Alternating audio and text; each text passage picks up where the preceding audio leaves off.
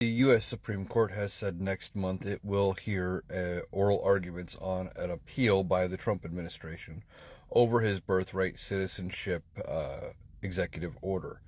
Now, this executive order says that only people who are born in the United States who have at least one citizen parent are citizens, trying to change the wording and the meaning of the 14th Amendment. 14th Amendment says any person born in the United States and subject to its jurisdiction are citizens of the United States and the state in which they reside.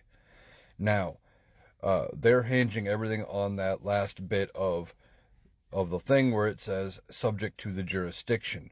Now, who typically is not subject to the jurisdiction? Well, that would be diplomats, foreign armies, things like that.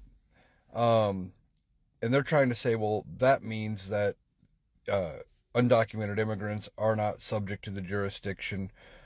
Students who are here and tourists who are here are not subject to the jurisdiction, things like that, because they're not actual citizens. However, the problem becomes with this is that that means that we can't detain them, we can't arrest them if they commit crimes. There's a whole bunch of things. I do not think this succeeds on its merits that way, and I think the Trump administration realizes it too, because they're also asking the court not just to rule on the executive order, but they're focusing more on the ability of judges to issue nationwide injunctions, saying that, well, how can one little district court affect the entire country?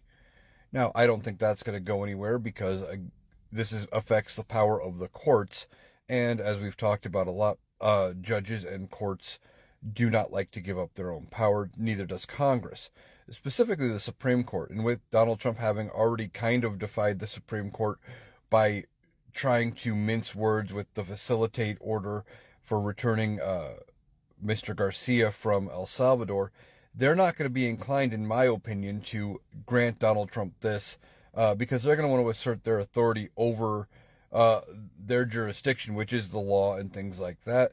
They are not going to want to, give away more power of the courts. They're going to want to say, hey, wait a minute, the courts do have this authority, because sometimes putting a nationwide pause on something is the only way to make it work and to make it effective.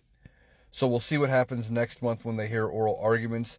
And the Trump administration had asked the Supreme Court to overturn the temporary nationwide restraining order against this, the injunction against the executive order being put out, and they have declined to do anything with it until after they hear oral arguments. So we'll see what happens next month.